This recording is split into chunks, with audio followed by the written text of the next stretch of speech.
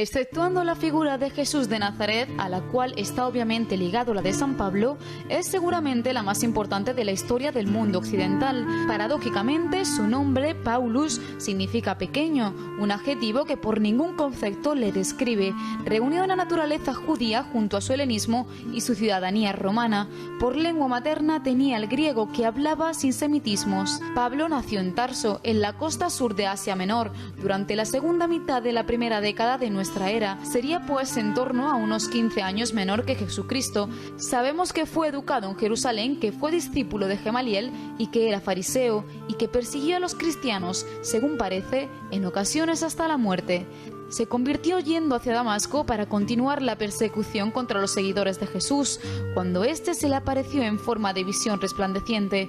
Desde entonces fue el apóstol de los gentiles, llevando la predicación fuera de los círculos judíos y concibiendo de un modo rotundo la universalidad del mensaje de la salvación.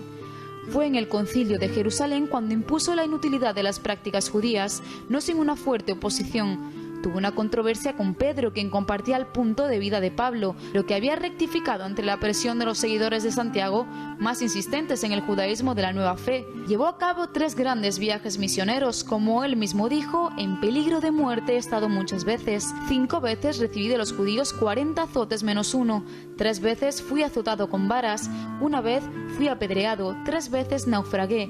1 día y 1 noche pasé en el abismo. Viajes frecuentes, peligros de salteadores, de los de mi raza, de los gentiles, peligros en la ciudad, en despoblado, peligros en el mar, peligros entre falsos hermanos, trabajos y fatigas, noches sin dormir, muchas veces hambre y sed, muchos días sin comer, frío y desnudez. San Pablo es el autor de algunos de los más antiguos textos cristianos.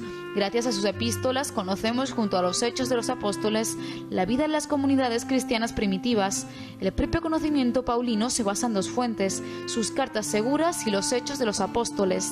Hoy se considera que la mitad de las cartas que les son atribuidas serían propiamente suyas y la otra mitad de sus discípulos. En cualquier caso, las cartas son de una enorme hondura teológica que dejará una impronta imborrable en la fe cristiana. Apresado en Jerusalén, fue enviado por el gobernador romano a la capital del imperio, ya que Pablo había apelado al César, en donde permaneció preso 2 años.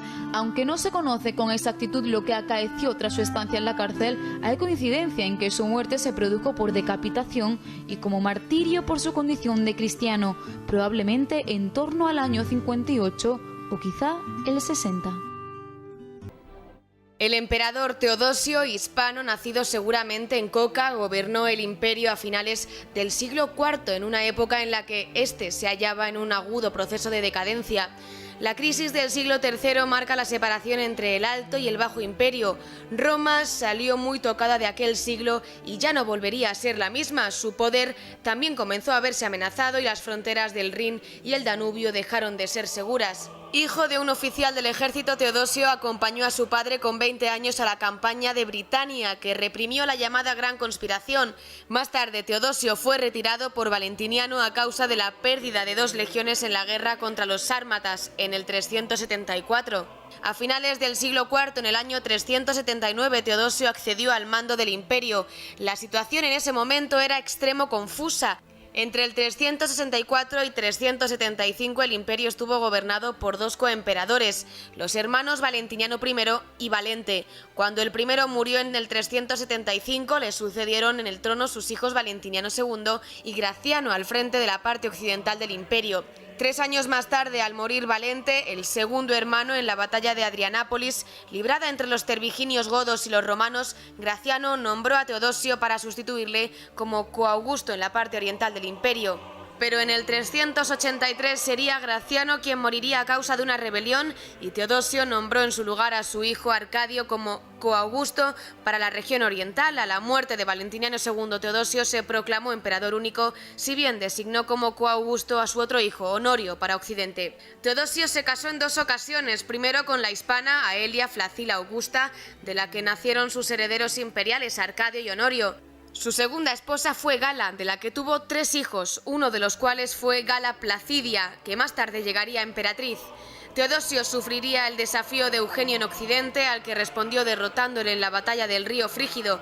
Eugenio había querido restaurar el paganismo en lo que sería el último intento, ya que el propio Teodosio había proclamado la oficialidad del cristianismo en su versión nicena como religión oficial del imperio en el edicto de Tesalónica en 380, una decisión que sería decisiva en el devenir del mundo. Con posteridad, Teodosio impediría el culto pagano, aunque no iniciaría una persecución contra estos, que aún gozaban de un notable apoyo en el ejército. Los herejes, sin embargo, como sucede en tantas ocasiones, serían perseguidos con más saña.